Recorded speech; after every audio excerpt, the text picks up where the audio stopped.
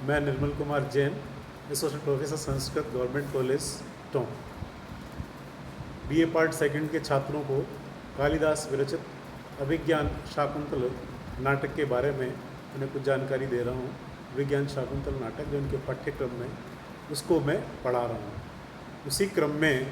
पूर्व में भी मैंने इसका परिचय इत्यादि पढ़ा दिए, लेकिन पुनः एक बार उसको दोहरा देता हूँ कि कालिदास विरचित अभिज्ञान शाकुंतल नाटक विश्व प्रसिद्ध नाटक है, जिसमें राजा दुष्यंत और शकुंतला के प्रणय, विवाह और उनके पुनर्मिलन की कथा बड़े ही मार्मिक ढंग से नाटकीय भाषा में और नाटक के रूप में इसमें उद्धृत की गई है। संस्कृत नाटकों में ये नाटक श्रेष्ठ नाटक है, जिसमें शकुंतला का जन्म एक मेनका अप्सरा से होता है और उसी शकुंतला से राजा भरत पैदा होते हैं, जिस भरत के नाम पर इस देश का नाम भारतवर्ष पड़ा।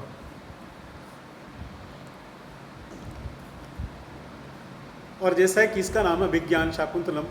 तो शकुंतला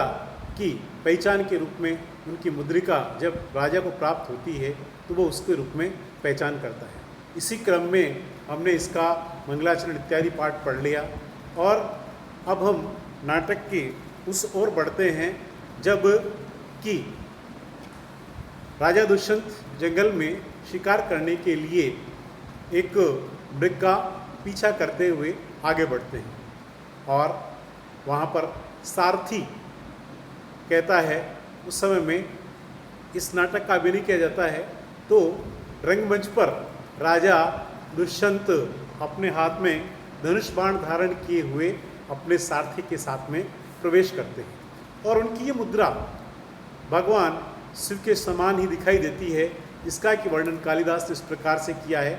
कृष्ण सारे ददच्चक्षुस्त्वयि चादिज्य कार्मुके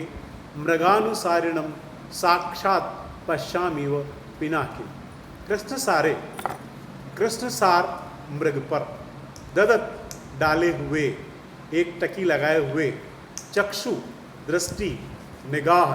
त्वयि तुम्हारे द्वारा, चय और अदिज्य कार्मुके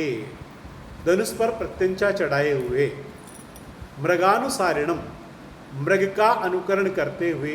मृग का पीछा करते हुए, साक्षात समक्ष बिल्कुल सामने जो प्रस्तुत हैं, पश्यामी देख रहा हूँ, एव समान पिनाकिनम पिनाकी के समान, पिनाकिनम भगवान शिव का ही एक नाम। तो ये दृश्य हमारे सामने ऐसा उपस्थित होता है कि राजा दुष्यंत कृष्णसार मृग को एक साथ देखकर धनुष पर प्रत्यंचा चढ़ाते हुए आप पर दृष्टि डालता हूँ। एक बार तो वो सारथी राजा पर दृष्टि डालता है, दूसरी ओर उस मृग पर दृष्टि डालता है, तो कहता है कि मैं मृग रूपधारी यज्ञ का पीछा करते हुए मानो साक्षात शिव को ही देख रहा हूँ। इस श्लोक में भगवान शिव के रूप, एक उस रूप की, पिनाकी रूप के वर्णन किया गया है, जिसकी छोटी सी एक अंतर कथा इसमें है, वो मैं आपके सामने स्पष्ट करना चाहूँगा कि एक बार भगवान शिव के ससुर दक्ष प्रजापति ने यज्ञ किया और उस यज्ञ में उन्होंने भगवान शिव को आमंत्रित नहीं किया।